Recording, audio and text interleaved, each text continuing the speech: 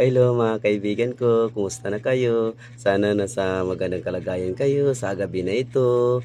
Nandito naman ako mangungulit sa inyo mga kaibigan ko. Sabayan niyo ako pagdasal kaibigan ko. Salamat sa ngalan sa Ama at sa Anak at sa Espiritu Santo. Amen.